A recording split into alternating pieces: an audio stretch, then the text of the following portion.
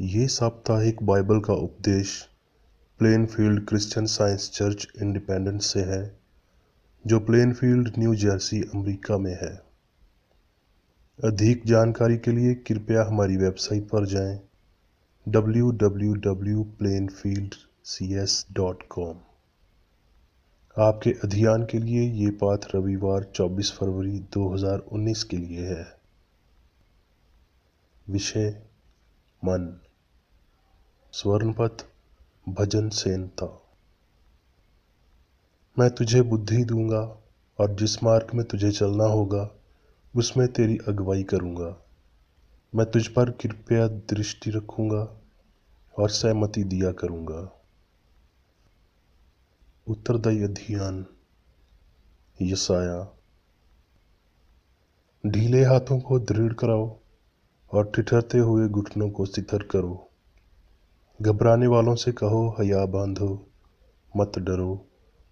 देखो, तुम्हारा परमेश्वर पलटा लेने और प्रतिफल देने को आ रहा है। हाँ, परमेश्वर आकर तुम्हारा उद्धार करेगा।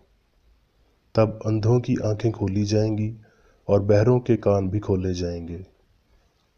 तब लंगड़ा हरन की सी चौकड़ियां भरेगा और गूंगे अपने भजन से जय जयकार करेंगे।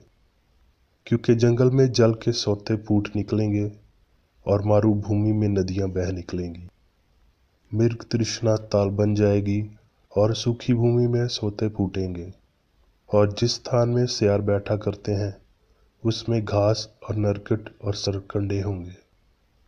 और हाँ, एक सड़क अर्थात राजमार्ग होगा, उसका नाम पवित्र मार्ग होगा। कोई अशुद्ध जिन उस पर से चलने न पाएगा। वो तो उन्हीं के लिए रहेगा, और उस मार्ग पर जो भी चलेंगे वो चाहे मूर्ख भी हों तो भी न भटकेंगे। और यहोवा के छुड़ाए हुए लोग लौटकर जय जयकार करते हुए सियोन में आएंगे, और उसके सर पर सदा का आनंद होगा। और वो हर्ष और आनंद पाएंगे और शौक और लंबी सांस का लेना जाता रहेगा। पाठ उपदेश बाइबल में से। नीति वचन। हे मेरे पुत्र, यदि तू मेरे वचन ग्रहण करे और मेरी आज्ञाओं को हृदय में रख छोड़े और बुद्धि की बात ध्यान से सुने और समझकर बात मन लगाकर सोचे और प्रवीणता और समझ के लिए अति उत्तम से पुकारे और उसको चांदी के नयन ढूंढे और गुप्त दान के सामान्य उसकी खोज में लगा रहे, तो तू यहोवा के भय को समझेगा और परमेश्वर का ज्ञान तुझे प्राप्त होगा। क्योंकि बुद्धि यहोवा ही देता है, ज्ञान और समझ की बातें उसी के मुंह से निकलती हैं। वो सीधे लोगों के लिए खरी बुद्धि रख छोड़ता है, जो खराई से चलते हैं उनके लिए वो ढाल ठहरता है। वो न्याय के पाथों की देखभाल करता है और अपने भक्तों की मार्ग की रक्षा करता है। सुलेमान ने कहा, तू अपने दास मेरे पिता दाऊद पर अपनी बड़ी करुणा करता रहा, क्योंकि वो अपने को तेरे सा मुख जानकर तेरे साथ सच्चाई और धर्म और मन की सीधाई से चलता रहा। और तूने यहाँ तक उस पर करुणा की थी कि उसे उसकी गद्दी पर राजने वाला एक पुत्र दिया था, जैसा कि आज वर्तमान है। और अब हे मेरे परमेश्वर यहोवा, तूने अपने दास को मेरे पिता के स्थान पर राजा किया है, परंतु मैं छोटा लड़का सा हूँ जो भीतर बाहर आना जाना नहीं जानता। फिर तेरा दास तेरी चुनी हुई प्रजा के बहुत से लोगों की मध्य में है, जिनकी गिनती बहुतायत के मारे नहीं हो सकती। तू अपने दास को अपनी प्रजा के न्याय करने के लिए समझने की ऐसी शक्ति दे कि मैं भले बुरे को परख सकूं, क्योंकि कौन ऐसा है कि तेरी इतनी बड़ी प्रजा का न्याय कर सके। इस बात से प्रभु प्रसन्न हुआ कि सुलेमान ने ऐसा वरदान मांगा है। तब परमेश्वर ने उससे कहा, इसलिए कि तूने ये वरदान मांगा है, और ना तूने दीर्घायु और ना धन और ना अपने शत्रुओं का नाश मांगा है, बल्कि समझने के लिए विवेक का वरदान मांगा है। इसलिए सुन, मैं तेरे वचन के अनुसार करता हूँ। तुझे बुद्धि और विवेक से भरा मन देता हूँ, यहाँ तक कि तेरे समान ना तो तुझसे पहले कभी कोई हुआ और ना बाद में कोई कभी होगा। और परमेश्वर ने सुलेमान को बुद्धि दी और उसकी समझ बहुत ही बढ़ाई, और उसके हृदय में समंदर की बालों की किन आँखों की तुल्य अनगिनत गुण दिए। और सुलेमान की बुद्धि पूर्व देश के सभी निर्वासियों और मिस्रियों की बुद्धि से भी बढ़कर बुद्धि थी। वो तो और सभी मनुष्यों से भी बढ़कर बुद्धिमान था। उसने 3000 नीति वचन कहे और उसके 1005 गीत भी हैं। और देश देश के लोग पृथ्वी के सभी राजाओं की ओर से, जिन्होंने सुलेमान की बुद्धि की कीर्ति सुनी थी, उसकी बुद्धि की बातें सुनने आया करते थे। मैं अपने ज्ञान की बात दूर से ले आऊँगा, सिरजनहार को धामीन ठहराऊँगा। निश्चय मेरी बातें झूठी ना होंगी। वो जो तेरे संग है वो पूरा ज्ञानी है। देख, ईश्वर सामर्थीन है और किसी को तुच्छ नहीं जानता। वो समझने की शक्ति में समर्थ है। वो धार्मियों से अपनी आंखें नहीं फेरता, वरुण उनको राजाओं के संग सदा के लिए सिंहासन पर बिठाता है, और वो ऊंचे पद को प्राप्त करते हैं। वो उनके कान शिक्षा सुनने के लिए खोलता है और आज्ञा देता है कि वो बुराई से परे रहें। यदि वो सुनकर उसकी सेवा करें तो वो अपने दिन कल्याण से और अपने वर्ष सुख से पूरे करते हैं। उसी दिन यीशु घर से निकलकर झील के किनारे जा बैठा, और उसके पास ऐसी बड़ी भीड़ इकट्ठी हुई कि वो नाव पर चढ़कर बैठ गया, और सारी भीड़ किनारे पर खड़ी रही। और उसने उनसे दृष्टांतों में बहुत सी बातें कहीं कि देखो, एक बीज बोने वाला बीज बोने निकला। और चेलों ने पास आकर उससे कहा, तू उनसे दृष्टांतों में क्यों बात करता है? उसने उत्तर दिया कि तुमको स्वर्ग के राज्य के भेदों की समझ दी गई है, पर उनको नहीं। मैं उनसे दृष्टांतों में इसलिए बातें करता हूँ कि वो देखते हुए नहीं देखते, और सुनते हुए नहीं सुनते और नहीं समझते। क्योंकि लोगों का मन मोटा हो गया है, और वो कानों से ऊंचा सुनते हैं, और उन्होंने अपनी आंखें मूंद ली हैं। कहीं ऐसा ना हो कि वो आंखों से देखें और कानों से सुने और मन से समझें और फिर जाएं, और मैं उन्हें ठीक करूं। पर धन्य है तुम्हारी आंखें कि वो देखती हैं और तुम्हारे कान कि वो सुनते हैं। और लोगों ने एक बहरे को, जो हकला भी था, उसके पास लाकर उसकी विनती की कि अपना हाथ उस पर रखे। तब वो उसको भीड़ से अलग ले गया और अपनी उंगलियां उसके कानों में डाली और थूककर उसकी जीभ को छुआ, और स्वर्ग की ओर देखकर आह भरी और उससे कहा, इफ्ता, अर्थात खुल जा। और उसके कान खुल गए और उसकी जीभ की गांठ भी खुल गई, और वो साफ साफ बोलने लगा।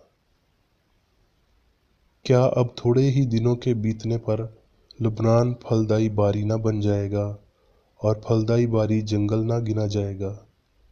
उस समय बहरे पुस्तक की बातें सुनेंगे, और अंधे, जिन्हें अब कुछ नहीं सूझता, वो देखने लगेंगे। नम्र लोग यहोवा के कारण फिर आनंदित होंगे। दरिद्र मनुष्य इस्राएल के पवित्र के कारण मगन होंगे।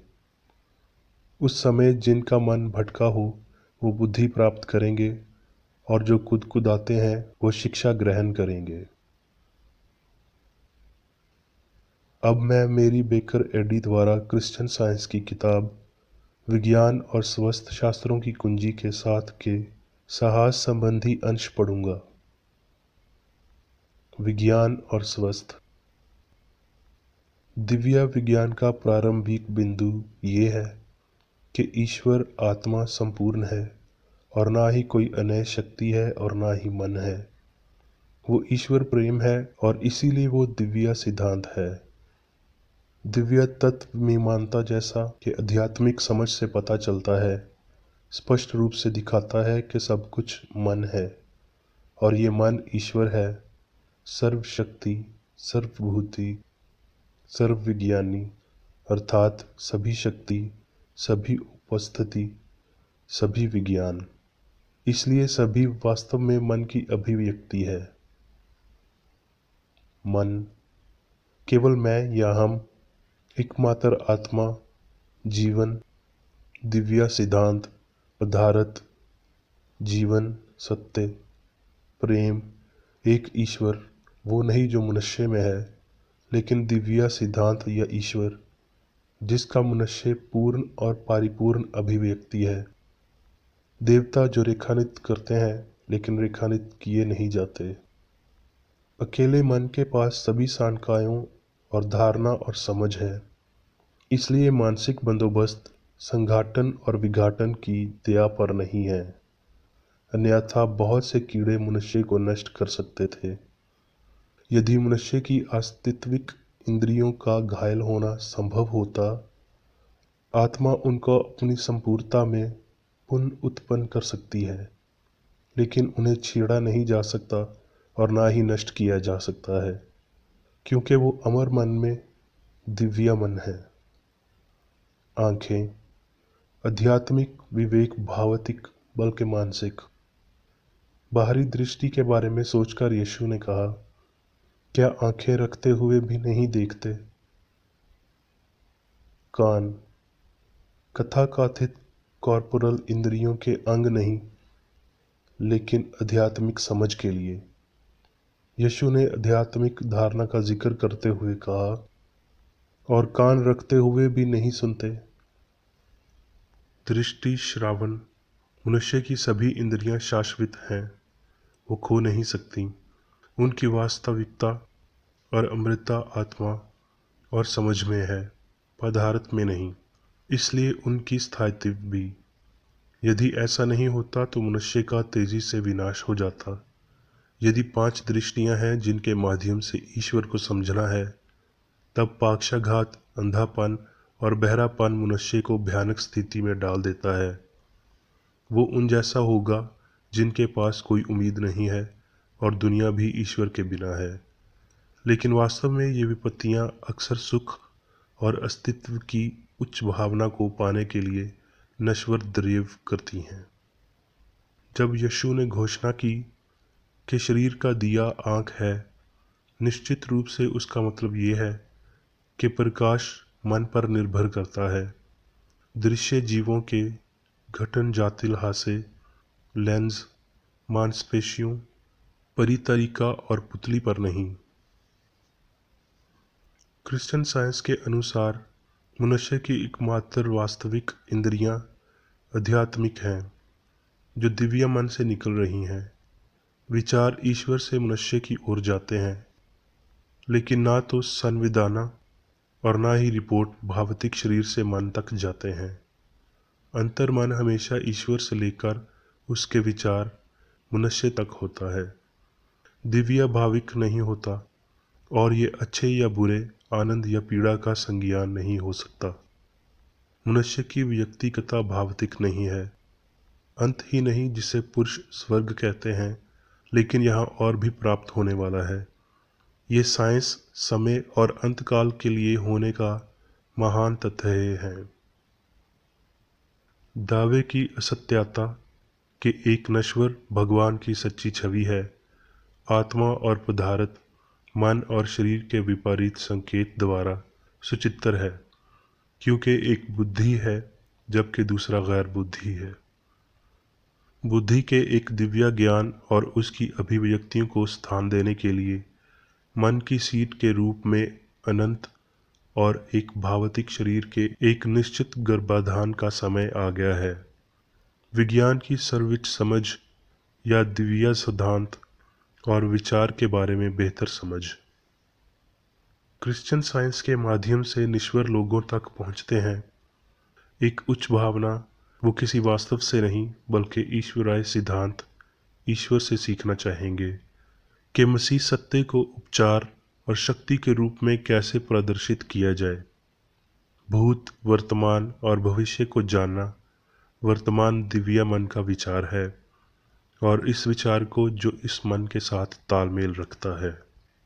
साइंस के साथ परिचित होना हमें बड़े पैमाने पर दिव्य मन के साथ कमियों को सक्षम बनाता है।